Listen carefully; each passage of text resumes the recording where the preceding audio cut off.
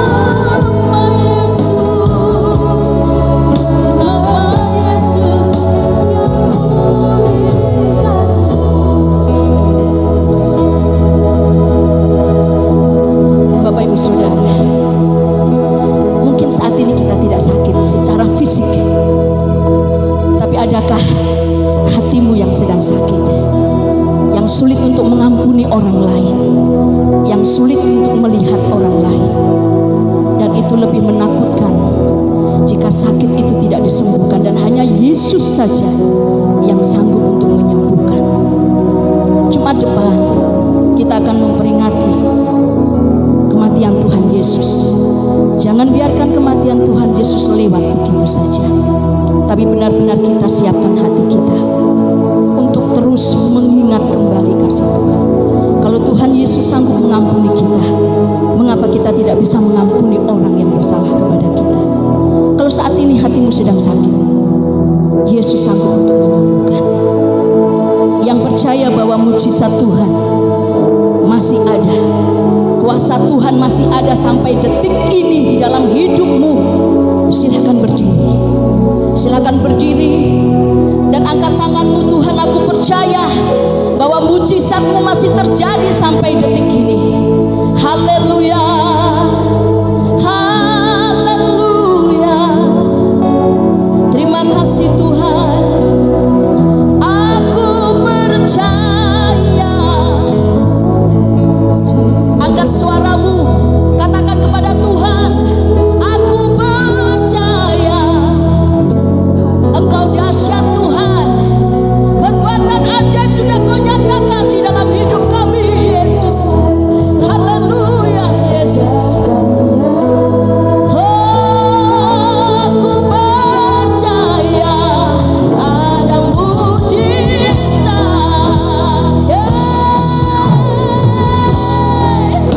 Aku percaya Tuhan ada mujizat-Mu.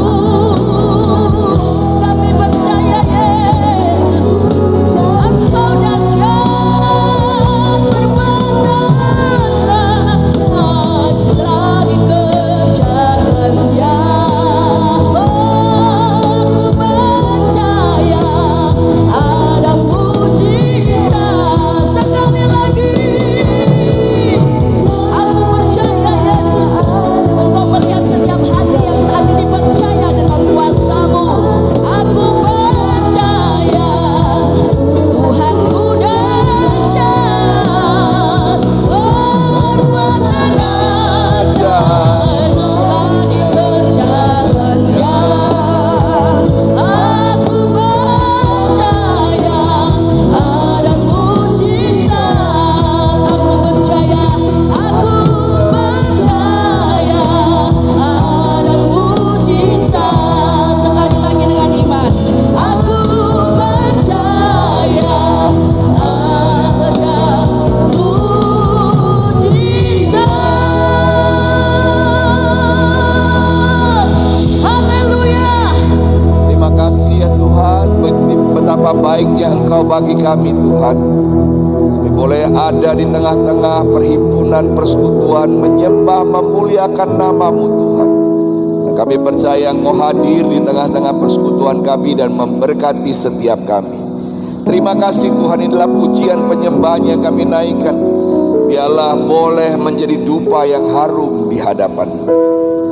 Kami mau dengar firman-Mu, berbicaralah kepada kami, nasihatilah kami, tegurlah kami, hiburkanlah kami, kuatkanlah kami melalui firman-Mu Tuhan. Biarlah firman itu tertanam di dalam hati kami, dan itu menjadi dorongan untuk kami terus percaya kepada Tuhan, berjalan menurut nasihat kebenaran firman. Terima kasih Tuhan, kami siap mendengar firman-Mu, dan kami akan duduk diam mendengar suara-Mu dengan hati yang penuh kasih. Terima kasih Tuhan, kami siap dengar firman-Mu di dalam nama Tuhan Yesus Kristus. Kami sudah berdoa dan mengucap syukur. Semua katakan amin. Silakan duduk kembali. Shalom, selamat pagi.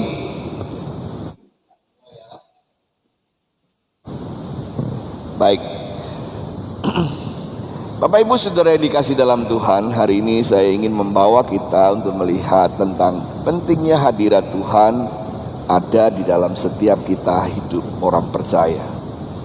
Penyertaan Tuhan dari hari ke hari itu membawa kita kepada kebenaran demi kebenaran, dan membawa kita ke dalam rancangan dan berkat-berkat Tuhan yang luar biasa. Dan seperti yang saya sudah katakan di dalam khotbah-khotbah saya sebelumnya, bahwa di dalam keadaan yang tak terkendali ini, Tuhan masih pegang kendali. Manusia mungkin bisa lepas kendali.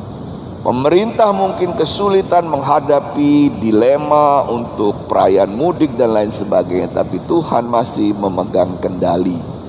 Kemarin di Pos PI saya menyaksikan paman dari teman saya yang sudah stroke, ya, karena mati separuh badannya. Jadi kalau jalan ya terpaksa harus pelan-pelan karena memang tubuh sebelah kanan mati separuh, ya, tidak bisa digerakkan, tidak bisa diangkat, bahkan tidak bisa menggenggam, ya. Tapi karena begitu cinta kepada Tuhan dan setia kepada Tuhan, menjadi kesaksian yang indah bagi saya dan teman-teman. Dia bilang apa? Dia bilang, walaupun keadaanku begini, Tuhan masih pegang kendali atas hidup. Dan dia bersyukur untuk semua itu. Kalau yang stroke saja masih bersyukur, tidakkah kita semua yang pada pagi hari ini masih bisa beraktivitas, bisa datang ke gereja ini, lebih lagi kita bersyukur. Amin. Puji Tuhan. Nah, Bapak Ibu Saudara kasih Tuhan, sama-sama kita buka Alkitab kita, Lukas pasal 2 ayat 41 sampai ayat yang ke-49. Oke, kita akan membaca bersama ayat ini dan kita akan mendapatkan berkatnya.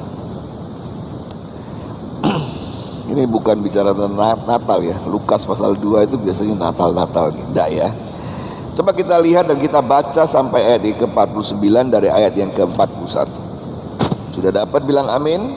Mari kita membaca bersama-sama.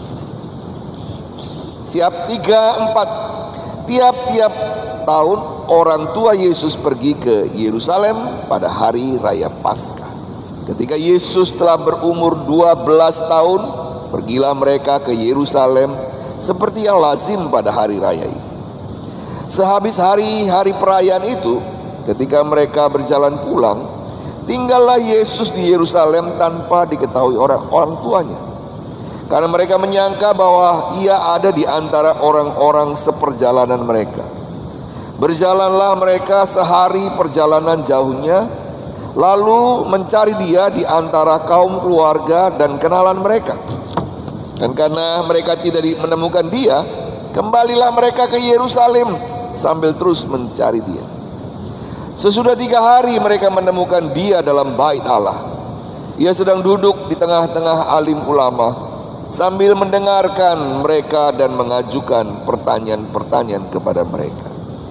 Dan semua orang yang mendengar dia sangat heran akan kecerdasannya dan segala jawab yang diberikannya. Dan ketika orang tuanya melihat dia, tercenganglah mereka. Lalu kata ibunya kepadanya, "Nak, mengapakah engkau berbuat demikian terhadap kami? Bapamu dan aku dengan cemas mencari engkau." Jawabnya kepada mereka, "Mengapa kamu mencari aku? Tidakkah kamu tahu bahwa aku harus berada di dalam rumah Bapa?" Sama-sama bilang amin. Bapak Ibu pernah enggak nonton film Home Alone? Anak-anak muda ini pasti tahu ya nonton, atau mungkin kita juga tahu nontonnya. Cerita tentang keluarga yang sama-sama berlibur ke luar negeri, ke satu tempat di mana tempat itu adalah tempat yang nyaman, enak bersama dengan keluarga. Nah, dalam kebingungan dan terburu-burunya untuk naik pesawat tepat waktu, ada seorang anak kecil yang namanya Kevin ketinggalan di rumah. Mereka tidak tahu bahwa Kevin ketinggalan sampai pesawat itu mengudara. Dan itu terjadi waktu sudah ada di atas pesawat. Mereka kebingungan, mana ya satu anakku? Mungkin karena banyak anak ya, dan karena dia juga orang kaya, punya kamar sendiri-sendiri. Jadi mereka sibuk dengan koper berangkat bareng. Kevin si kecil ketinggalan. Kisah seperti ini terjadi hampir atau lebih dari 2000 tahun yang lalu. Kisah ini sudah terjadi. Mereka karena terburu-buru, Maria Yusuf meninggalkan Yesus dalam perjalanan pulang mereka. Perjalanan pulang dari Yerusalem setelah beribadah. Saudara, ada hal-hal yang perlu kita pelajari dari kisah ini. Kisah ini dimulai ketika keluarga ini datang ke Yerusalem untuk merayakan Paskah. Pada waktu itu Paskah bukanlah Paskah kebangkitan, kematian dan kebangkitan Kristus, ya, ingat ya, masih perjanjian lama, ya. Paskah yang mereka rayakan adalah Paskah pembebasan orang Israel dari perbudakan. Itu yang mereka rayakan dan mereka beribadah ke Yerusalem. Bapak Ibu Saudara yang dikasihi Tuhan, dari kisah ini kita melihat beberapa pelajaran penting tentang hadirat Tuhan. Dan kita akan melihatnya satu persatu pada pagi hari ini. Yang pertama, Lukas pasal 2 ayat 43. Tulisnya begini, sehabis hari-hari perayaan itu, ketika mereka berjalan pulang, tinggallah Yesus di Yerusalem tanpa diketahui orang tuanya. Saudara yang dikasihi dalam Tuhan, saat itu kekasih Tuhan, kalau mau berpergian ke tempat yang jauh, mereka pasti perginya berkelompok, tidak pernah sendirian, karena pada waktu itu banyak bahaya yang mengancam dalam perjalanan jauh. Ada perampokan, ada penghadangan, ada kejahatan. Sehingga kalau mereka mau jalan, mereka akan jalan bersama-sama di dalam kelompok-kelompok. Saudara dikasih dalam Tuhan, Yusuf dan Maria berasumsi bahwa Yesus itu sudah ada di kelompok-kelompok yang ada di dalam perjalanan mereka sebelumnya. Mungkin dia berada di sanak famili yang lain dalam kelompok itu. Mereka bersama-sama. Asumsi ini membuat Maria dan Yusuf tidak memperhatikan Yesus. Paling ada di sana. Paling dia bersama dengan anak-anak yang lain di dalam kelompok keluarga atau teman kerabat sekitarnya yang sama-sama datang beribadah di Yerusalem. Saudara, asumsi itu ternyata menipu. Bahwa Yesus ada di kelompok lain. Faktanya Yesus tidak ada di sana. Saudara yang kasih dalam Tuhan, hal pertama yang bisa kita pelajari di hadirat Tuhan adalah kita bisa kehilangan hadirat Tuhan dan tidak tahu bahwa kita sedang kehilangan itu. Saudara yang dikasih dalam Tuhan, coba perhatikan baik-baik. Kita bisa kehilangan hadirat Tuhan dan kita tidak tahu bahwa kita sedang kehilangan hadirat Tuhan. Bahaya Bapak Ibu. Ada berita yang viral yang saya akan setelkan videonya untuk Anda semua. Mari kita lihat berita ini. Mungkin Bapak Ibu sudah dengar berita ini, mungkin juga belum dengar. Coba kita lihat. Silakan multimedia ditayangkan beritanya. Aksi pencurian yang terjadi di sebuah rumah mewah di Kedoya, Kebon Jeruk, Jakarta Barat mencuri perhatian hingga viral di media sosial. Pasalnya para pencuri menggasak keramik hingga atap rumah mewah tersebut. Lantaran seluruh keramik dibongkar, tampak sejumlah perabotan hingga kaca jendela juga turut hilang. Dikutip dari tribunjakarta.com, dalam video yang beredar tampak rumah sudah dibongkar dan tak ada keramik yang semula menghiasi lantai. Keramik yang dibawa pencuri tersebut bahkan seluruhnya ada di lantai 1 dan juga lantai 2 rumah. Kondisi rumah tersebut juga semakin berantakan dan tampak seperti rumah yang tak dihuni. Di depan gerbang terlihat spanduk pengumuman bahwa rumah mewah tersebut dijual. Pengumuman itu juga disertai dengan nomor telepon. Tak hanya mengambil keramik, sejumlah genteng rumah juga turut diambil oleh para pencuri. Padahal sebelumnya, dalam video yang juga beredar, tampak rumah tersebut cukup mewah dengan isi perabotan yang juga cukup lengkap. Lantai keramik rumah tersebut juga tampak terawat, lengkap dengan perabotan hingga hiasan, seperti lukisan hingga lampu gantung. Terkait kasus ini, pihak kepolisian berhasil menangkap kuli yang membongkar material bangunan rumah kosong di Kedoya Selatan, Kebonjeruk, Jakarta Barat itu. Kepada polisi, mereka mengaku mendapatkan bayaran Rp125.000 per hari. Kapolsek Kebonjeruk Kompol R. Manurung mengatakan, para pelaku diamankan pada Sabtu 20 Maret 2021 sekitar pukul 14.30 waktu Indonesia Barat.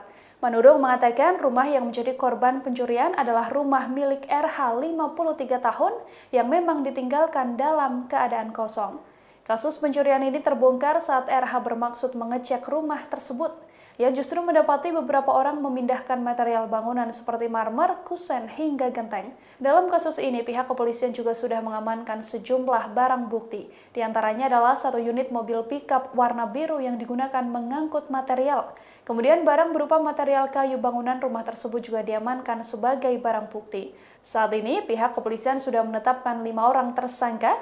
3 tersangka adalah pekerja bangunan, sementara 2 tersangka lain adalah mereka yang menyuruh membongkar material bangunan rumah tersebut.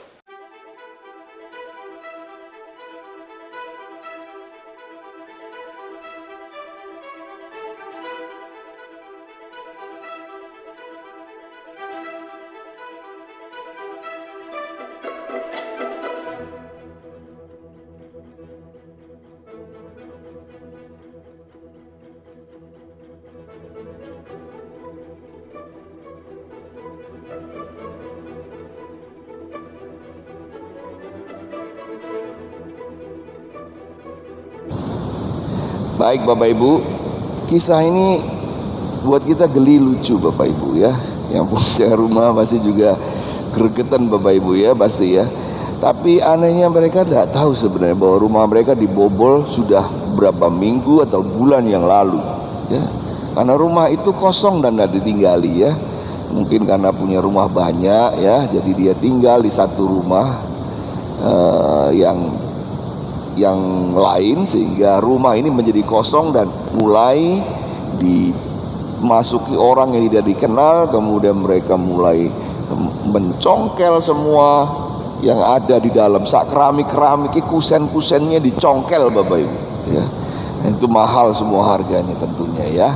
Nah, ini bisa menggambarkan juga dalam kehidupan kita.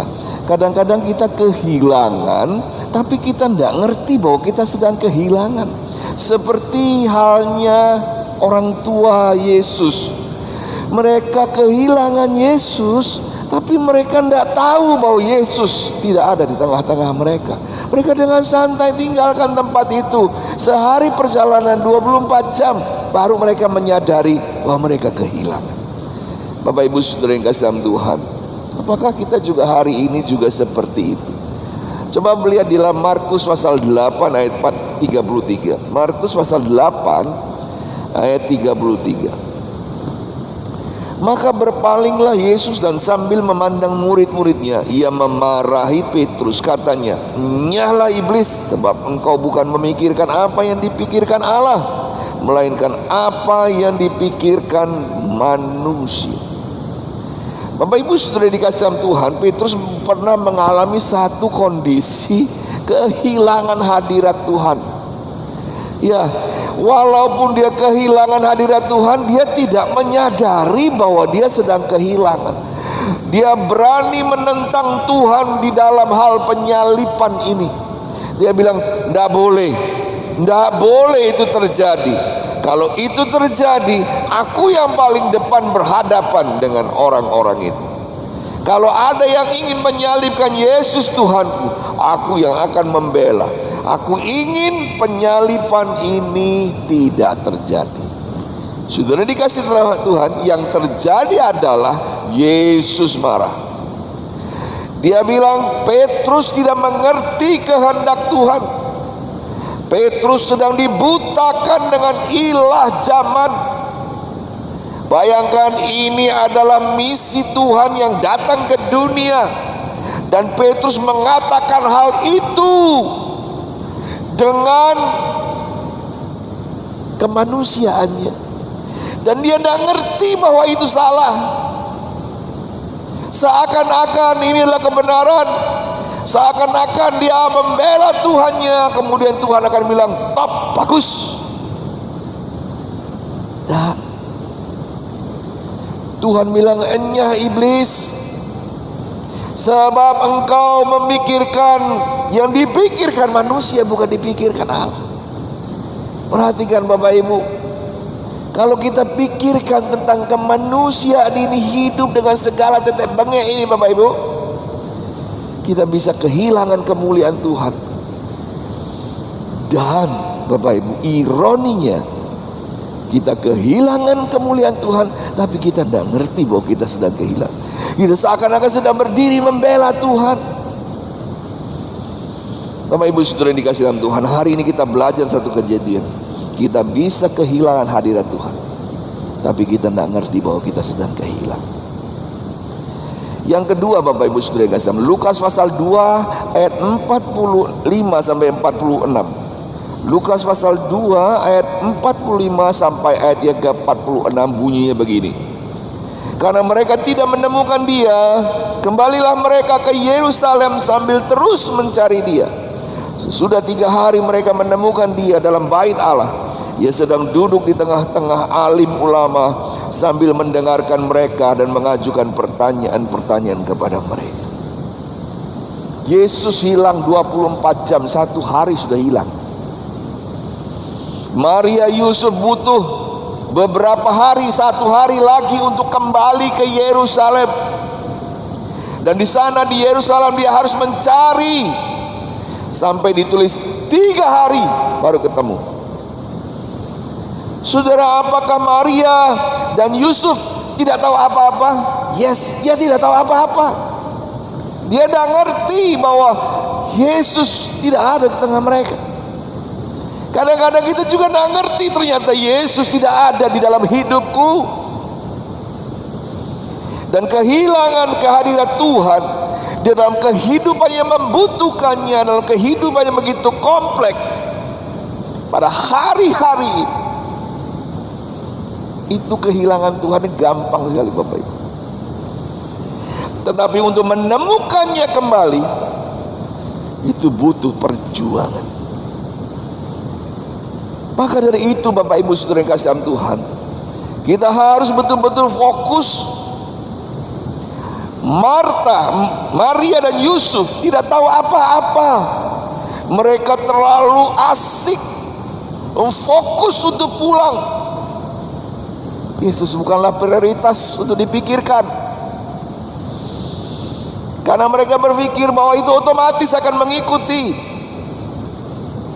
Bapak Ibu Saudara yang kasih Tuhan, pokoknya saya kerja saja kerja, nanti urusan gereja kalau butuh apa-apa saya akan kasih. Sehingga kita kerja terus, akan-akan kita sedang mengejar hadirat Tuhan, padahal hadirat Tuhan tidak ada. Kita bilang nanti hasil dari semua pekerjaanku aku akan berikan kepada Tuhan, kelihatan bagus bukan? Waktu mereka Petrus ditegur oleh Tuhan, begitukah enyah iblis daripada yang kamu pikirkan itu bukan pikiran untuk pekerjaan Tuhan. Sesungguhnya engkau memikirkan dirimu sendiri. Sudah dikasih dalam Tuhan, Maria Yusuf terlalu fokus kepada yang di dunia ini, terlalu fokus bukan kepada Yesus adalah sasaran hidup manusia sebagai prioritas, sebagai logistik kehidupan mereka. Yang mereka pikirkan, bagaimana perjalanan jauh ini supaya aku tidak kehausan, tidak kelaparan. Dia lupa bahwa Tuhan adalah logistik kehidupan rohani yang harus kita bawa dalam setiap perjalanan hidup. Dan Bapak Ibu Saudara yang kasih dalam Tuhan, di dalam Yohanes pasal 21 ayat 17 dituliskan, kata Yesus kepadanya untuk ketiga kalinya, Simon anak Yohanes, apakah engkau mengasihi aku? Maka sedih hati Petrus karena Yesus berkata untuk ketiga kalinya, apakah engkau mengasihi aku? Dan ia berkata kepada Tuhan, engkau tahu segala sesuatu, Engkau tahu bahwa aku mengasihi engkau. Kata Yesus kepadanya, gembalakanlah domba-domba. Satu ungkapan yang Simon Petrus katakan, bahwa aku akan membela Tuhanku, aku akan memperjuangkan keselamatan Tuhanku. Dia tidak tahu bahwa sesungguhnya Yesus sedang memperjuangkan keselamatannya. Dia tidak ngerti bahwa sebenarnya sedang kehilangan hadirat Tuhan. Dan untuk mendapatkan kembali hadirat Tuhan itu membutuhkan perjuangan. Menemukan hadirat Tuhan itu ternyata sulit juga, Bapak Ibu. Oleh karena itu, jaga baik-baik hadirat Tuhan dalam setiap hati kita orang percaya ini, supaya kita tidak kehilangan. Ketika Petrus mengalaminya, ketika Maria dan Yusuf mengalaminya, Bapak Ibu, mereka membutuhkan berhari-hari untuk menemukan. Ketika Petrus mengalaminya, dia membutuhkan pertanyaan yang begitu tajam dari Tuhan. Tidak mudah dia mendapatkan kembali. Apakah engkau mengasihi aku, Petrus? Waktu dia jawab, ya, aku filio kepadamu, aku mengasihi engkau. Enggak, Petrus, aku bertanya kepadamu, apakah engkau mengasihi aku tanpa pamrih? Sehingga kata kasih yang 3 kali yang sebutkan itu berbeda-beda kasihnya, Bapak-Bapak. Apakah engkau agapao kepada aku? Apakah engkau mengasihi aku tanpa pamrih? Petrus menjawab, aku filio, aku tidak bisa tanpa pamrih Tuhan. Kenyataannya aku pamrih. Sampai pada yang ketiga dia menyerah. Aku tahu Tuhan, kau tahu isi hatiku. Aku tidak sanggup, tapi engkau memberi kemampuan kepadaku. Saudara, coba tanya, kalau Yesus hari ini bertanya, apakah engkau agapao kepadamu? Engkau mengasihi tanpa agape. Agape itu adalah kasih tanpa pamrih. Allah itu kasihnya agape kepada kita. Waktu kita masih berdosa, nanti kita rayakan tanggal 2, Dia ada digantung di atas kayu salib. Kasih begitu besar. Mereka yang meludah ada di sana. Mereka yang menombak ada di sana. Mereka yang menjual dan mengundi pakaiannya ada di sana. Kalau Bapak Ibu lihat ada orang-orang yang begitu menjengkelkan di depan matamu dan kau diberi kuasa untuk membalasnya, kira-kira apa yang kita lakukan? Apakah kita tidak segera membalasnya? Bahkan dengan penuh kegeraman, betul gak? Tapi apa yang dilakukan Yesus inilah kasih agape. Bapa ampuni mereka, karena mereka tidak tahu apa yang mereka kerjakan, apa yang mereka lakukan. Saudara yang dikasih dalam Tuhan, tadi pagi saya dengar berita bahwa ada warga negara Indonesia di Amerika sana dibully, Bapak Ibu. Dan rupanya ras Asia sedang menjadi pembicaraan di Amerika, Bapak Ibu. Karena bagi mereka China adalah tempat di mana virus itu pertama ada. Berarti ini orang-orang ini gara-gara ya. Jadi ada orang Filipina, orang Myanmar ya, yang wajahnya oriental begitu, Bapak Ibu. Tanpa sebab, tanpa musabab mereka dipukul. Saudara lihat itu menjadi rasisme yang begitu kuat di Amerika yang katanya negara demokrasi. Saudara, mendengar hal itu kita lihat warga negara kita 2 dianiaya di sana. Mendidih juga darah ini, Bapak Ibu. Betul enggak? Kok kurang ajar ya? Saudara dikasih dalam Tuhan, lihat. Tapi Yesus itu punya kasih yang begitu besar, yang luar biasa. Dia bukan hanya mengampuni orang yang rasis kepadanya, tapi yang ingin membunuhnya, bahkan yang membunuh. Sehingga ketika Petrus melakukan pelanggaran ini, dia kehilangan hadirat Tuhan. Dia betul-betul dirasuk oleh setan itu, sehingga dia menyangkal Tuhan 3 kali. Kemudian dia menangis sejadi-jadinya. Sampai ketika Yesus bangkit kembali dan bertanya, "Petrus, apakah engkau mengasihi aku tanpa pamrih?" Jawab Petrus, "Aku mengasihi engkau Tuhan, tapi masih ada pamrihnya." "Apakah engkau agapau terhadap aku?" "Ya Tuhan, aku fileo kepadamu." Sampai ketiga kali menangislah Petrus dan berkata, "Tuhan, Engkau tahu segala sesuatu.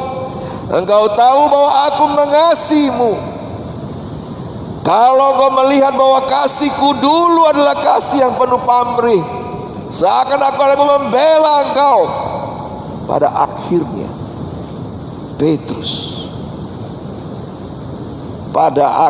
Petrus dengar baik, betul-betul mengasihi Yesus dengan tanpa pamrih. Dia disalibkan dengan kepala di bawah, Bapak Ibu. Waktu disalibkan, dia berkata begini, "Aku orang berdosa tidak layak disalib seperti Yesus Tuhan. Aku lebih hina daripada dia. Ketika aku disalib seperti Yesus, betapa agungnya penyaliban ini." Dia minta salib di bawah kepalanya, kakinya di atas, dan dia mati dengan cara begitu. Sudah dikasih dalam Tuhan. Apa pengorbananmu kepada Tuhan hari ini? Ini menjadi pertanyaan, Bapak Ibu. Apakah kau masih dalam hadirat Tuhan? Jangan-jangan kau kehilangan hadirat Tuhan.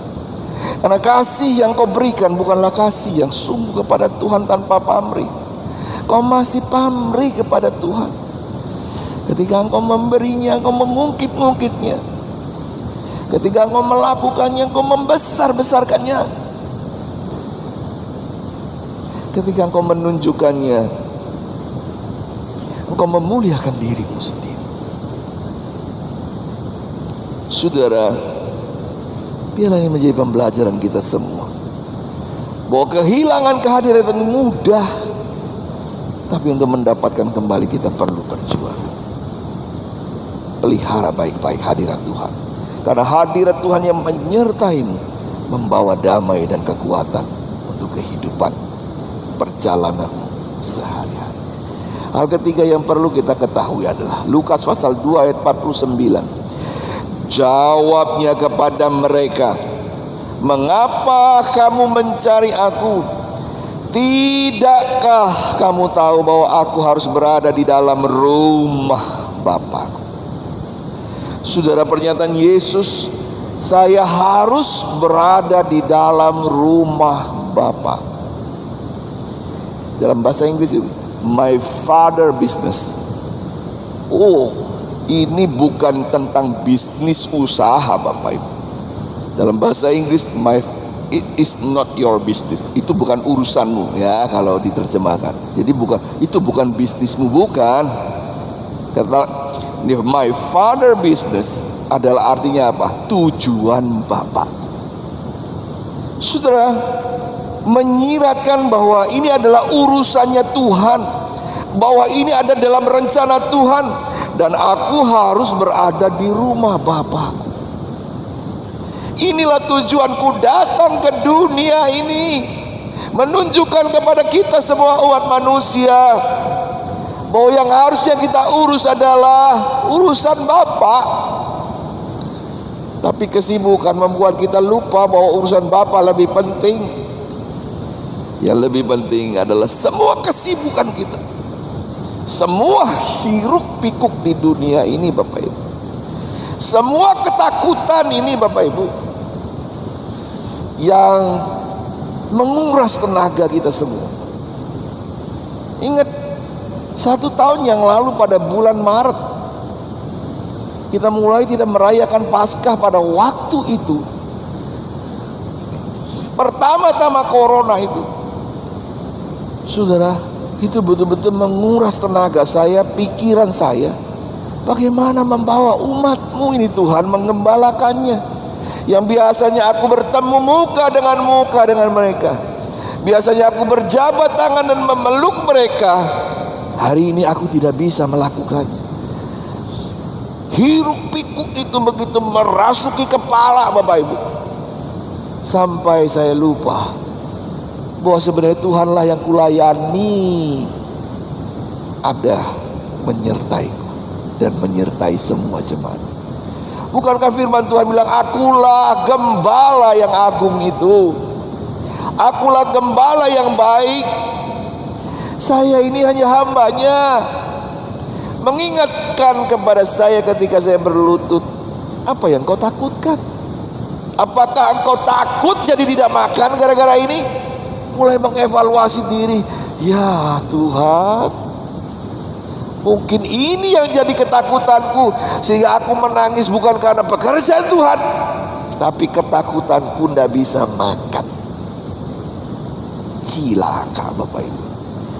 Sekian tahun aku percaya kepada Tuhan, sekian tahun aku melayani menjadi hamba Tuhan yang diteladani. Rupanya hari ini aku kehilangan hadirat Tuhan.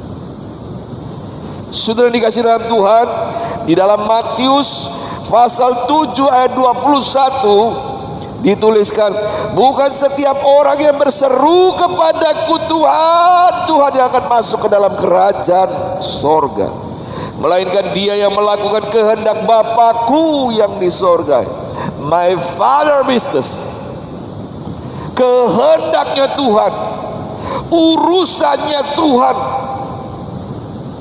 No, urusan Tuhan itu hanya pendeta. Saya ini kan jemaat. Dengar baik kekasih Tuhan, jangan sampai kehilangan hadirat Tuhan karena kita urus urusan dunia yang sementara ini. Kalau semua sudah selesai, kita tidak bawa pulang Bapak Ibu. Kalau semua sudah banyak, kita tidak bawa pulang juga. Semuanya kita tinggal. Bahkan kadang-kadang ditinggalkan dalam kesepian dan kesendirian. Saudara dikasih dalam Tuhan, saya itu ya mendengar kabar seorang kawan yang istrinya meninggal karena kanker Bapak Ibu. Karena kanker dalam masa corona ini. Saya telepon, maaf ya Daisa hadir. Ndak apa-apa, ngomongnya ndak apa-apa, tapi nelongso Bapak Ibu. Setelah saya tanya, nggak ada yang hadir dalam kematian itu. Memang karena corona. Dari luar kota nggak bisa datang, ya dalam kota juga takut. Padahal dia meninggal karena kanker. Nelongso, meninggal dalam kesendirian, kesepian. Saudara, saya dulu pernah punya cita-cita dulu Bapak Ibu. Kalau aku sudah melayani dengan sekian lama, berkenalan dengan begitu banyak orang, melakukan perbuatan-perbuatan baik kepada banyak orang, sekali waktu nanti kalau aku mati, mobil jejer-jejer yang akan menghantar aku ke makam. Kena corona saya langsung ciut Bapak Ibu. Kira-kira lah aku mati, jemaatku teko bro ya.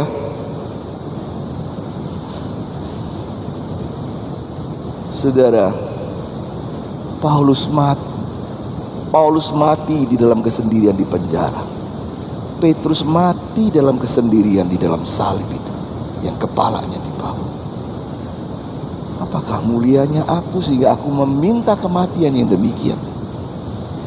Saudara, bukan setiap orang yang berseru kepadaku Tuhan, Tuhan yang akan masuk ke dalam kerajaan sorga, tapi dia yang melakukan pekerjaan Tuhan, yang melakukan kehendak Tuhan. Camkan baik-baik kawan. Bukan orang yang masuk surga itu, bukan yang persembahnya paling banyak, bukan yang paling rajin.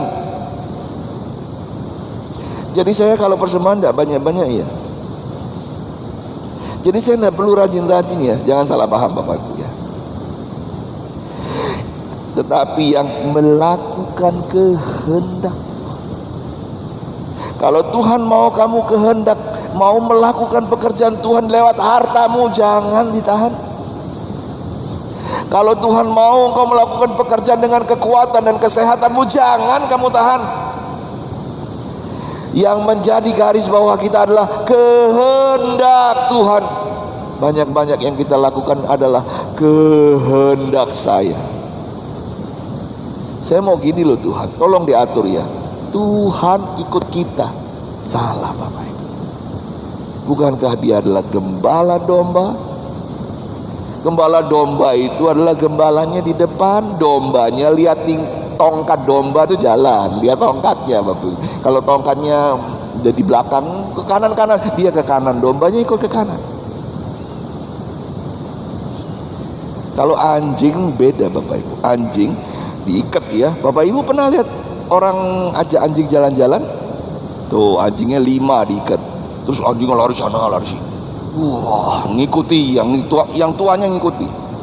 Saudara, kalau kita mau ikut Tuhan, apa mau Tuhan, Father business, kehendak Tuhan, kita nih domba Bapak Ibu. Kita nih domba. Tapi kalau Tuhan harus melakukan apa yang aku ingin, yang aku rencanakan, kita ini bukan domba, tapi aku udah melo-melo ya, ngomong dewe lo ya. Sudah kasih dalam Tuhan, perhatikan baik-baik. Kita anak-anak Tuhan harus berada di dalam hadirat Tuhan. Harus Bapak Ibu. Supaya di kota tanpa malam itu kita menerima mahkota kita. Amin. Jangan takut dengan keadaan.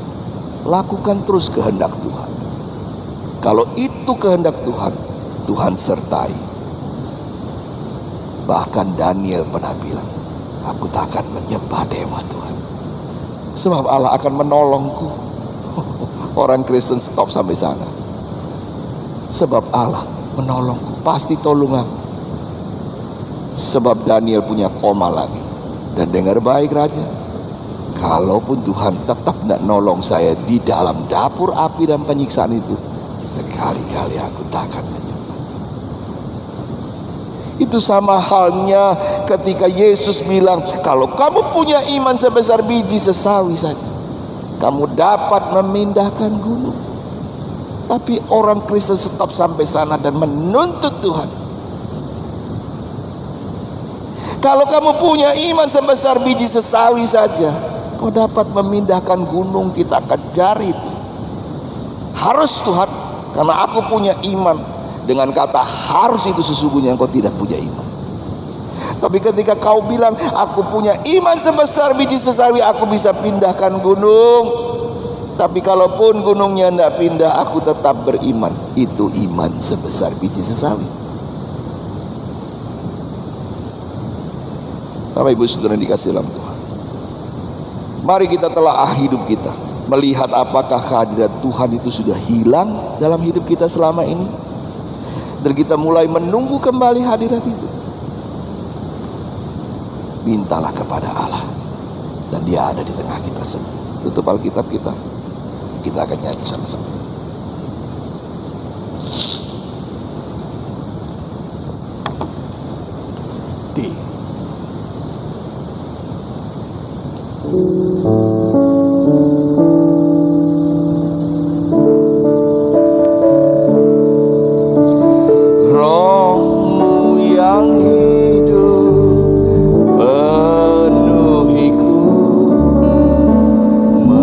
Mengalir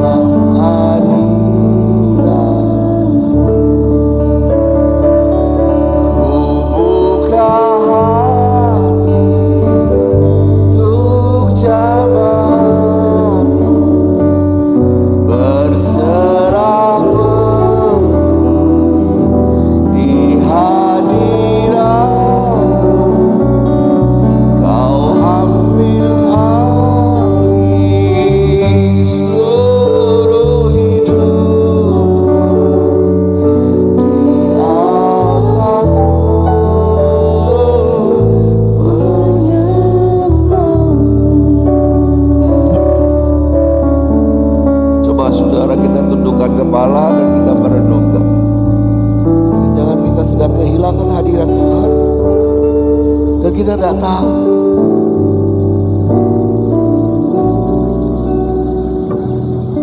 Jangan sampai fokus kita berubah karena keadaan dunia ini. Berkat yang berlimpah ataupun kehidupan yang penuh persoalan. Kekuatan dari Tuhan seakan-akan membuat kita orang-orang percaya ini seperti Superman yang tidak bisa kalah dan tidak bisa punya masalah. Nah, Bapak Ibu, saya dan Anda semua manusia biasa yang penuh persoalan. Tapi hari ini kita belajar. Marta, Maria, Yusuf yang kehilangan Tuhan. Mereka tidak sadar sampai disadarkan sehari kemudian. Hari ini Tuhan menyadarkan saya dan Anda, bukan? Jangan-jangan aku sudah kehilangan Tuhan. Dulu aku begitu setia, dulu aku begitu cinta sama Tuhan, dulu apapun yang aku mau lakukan kepada Tuhan. Hari ini kok rasanya berkurang ya Tuhan. Bahkan aku tidak melakukan apa-apa. Harus di tengah pandemi aku tambah bersyukur dan tambah berharap kepada Tuhan. Tapi kenyataannya tidak. Aku lebih ketakutan daripada orang yang tidak percaya kepada Tuhan. Bukankah itu sudah kehilangan hadirat Tuhan? Dan kita tidak tahu betapa ironi kehidupan kekristenan yang demikian. Hari ini kita belajar. Undang hadiratnya kembali, dan Dia akan memberikannya bagi saya dan Anda. Perjuangkanlah itu, dan Dia akan membela saya dan Anda.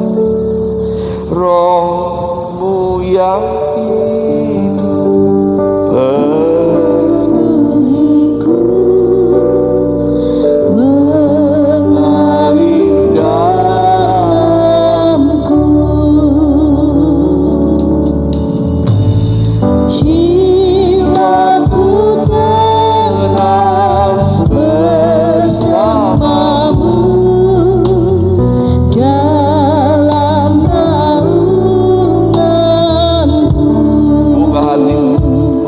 Ku buka hati untuk jamahanmu, berserah-merah di hadiratmu.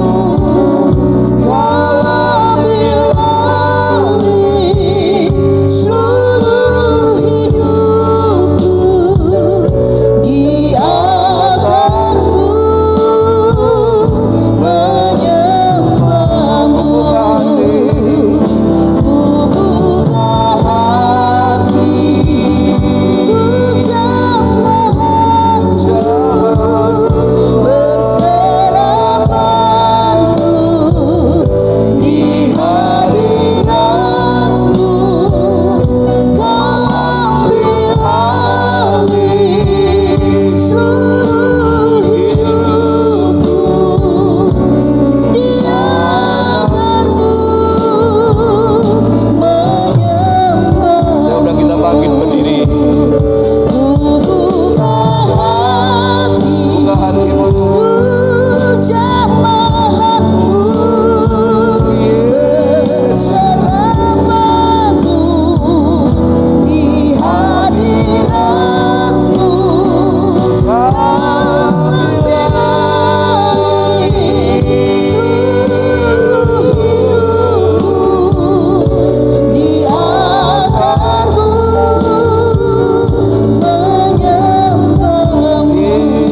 menyembahmu. Di altarmu menyembahmu. Sekali lagi di altar. Di altarmu menyembahmu. Ampuni kami, kadang kami bodoh, menjual menjual iman kami demi semangkuk kacang merah. Betapa bodoh kami memilih yang sementara daripada yang kekal. Ampuni kami semua Tuhan, hamba-hamba-Mu yang hari ini hadir beribadah. Kami tahu sekarang Tuhan, setiap anak-anak Tuhan membutuhkan hadirat di dalam mengarungi keadaan dunia yang semakin bengkok ini. Kami tetap berani, kami tetap kokoh, kami tetap percaya. Melakukan kehendak-Mu lebih penting daripada yang lain. Biarlah fokus kami terus terarah kepada sorga yang mulia, Allah yang kekal, dan keselamatan dari Yesus Kristus Juru Selamat kami. Biarlah setiap kami dipenuhkan dengan Roh Kudus. Roh itu ada di tengah-tengah kami.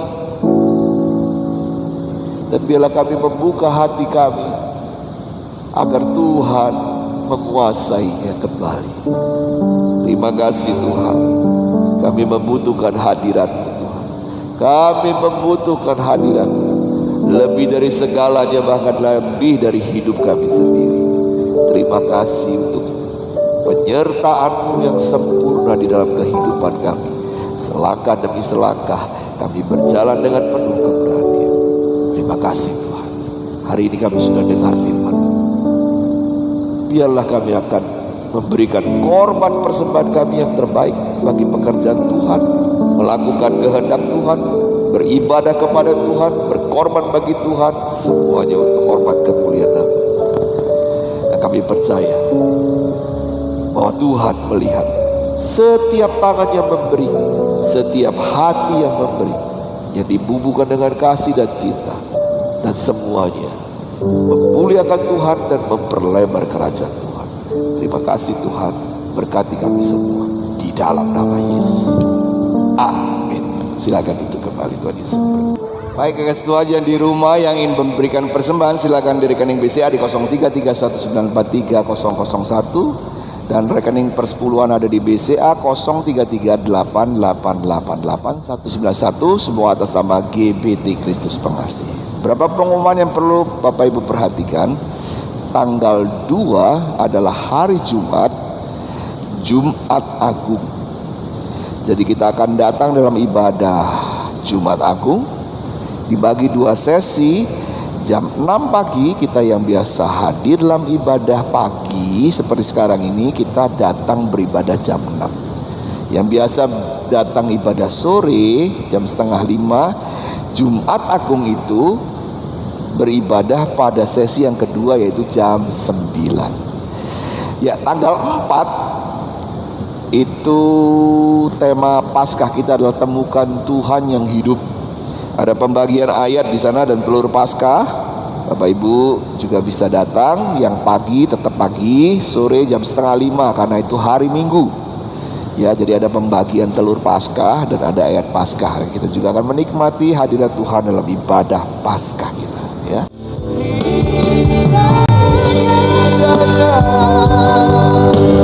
Memberkati aku berlimpah-limpah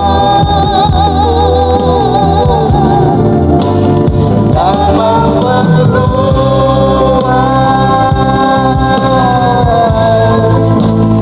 daerahku, dan kiranya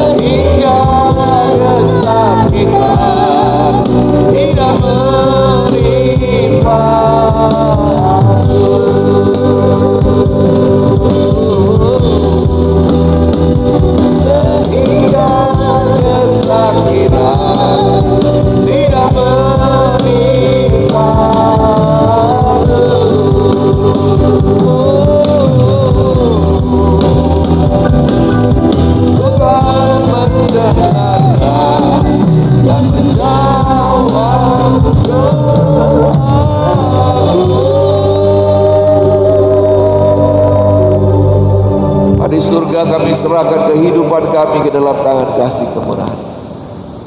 Biarlah setiap kami mengalami hadirat Tuhan dari tempat ini, dan kami akan pulang berjalan terus dalam hadirat-Mu.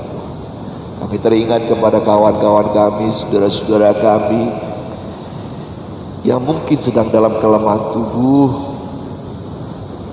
yang berbaring di rumah karena sakit tidak bisa ibadah. Tuhan, tolong mereka satu persatu. Kami serahkan Pak David, kami serahkan juga anak Sender, kami serahkan Bu Dewi ke dalam tangan kasih kemurahan.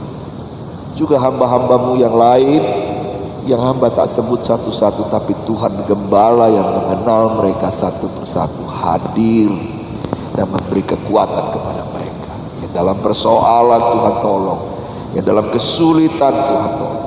Tuhan memberkati kami semua, keluarga kami, anak keturunan kami, pekerjaan kami, kekuatan dan kesehatan kami.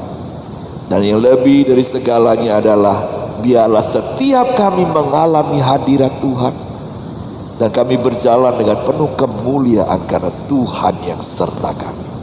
Terima kasih Tuhan, Tuhan yang hidup di dalam hati kami lebih daripada segalanya. Terima kasih Tuhan, sebentar kami akan pulang tinggalkan tempat ini, membawa hadirat Tuhan-Mu juga pulang ke rumah kami masing-masing dengan urapan yang dari sorga yang diberikan bagi kami untuk diutus menjadi hamba-hamba yang melayani di mana saja kami berada. Mari kita angkat tangan kita sama-sama, buka hati kita. Terima kasih Tuhan, urapi kami Tuhan, urapi kami Tuhan.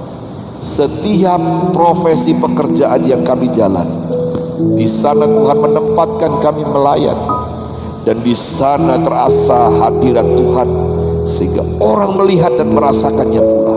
Sebab kami orang yang percaya ini sudah dipenuhkan dengan hadirat Tuhan. Tuhan memberkati engkau dan melindungi engkau. Tuhan menyinari engkau dengan wajahnya dan memberi engkau kasih karunia. Tuhan menghadapkan wajahnya kepadamu dan memberi engkau damai sejahtera. Umat Tuhan yang dikasihi Tuhan, pulanglah engkau dengan membawa berkat yang besar, berkat damai dari Allah Bapa, cinta kasih sayang dari Tuhan Yesus Kristus, persekutuan dengan Roh Kudus menyertai, mengurapi dan memberkati engkau sekalian dari sekarang sampai Maranatha. Tuhan jemput kita di awan-awan yang permai. Terima berkat-berkat Tuhan, terima berkat-berkat Tuhan, terima berkat-berkat Tuhan ini. Di dalam nama Tuhan Yesus kami sudah berdoa dan beribadah.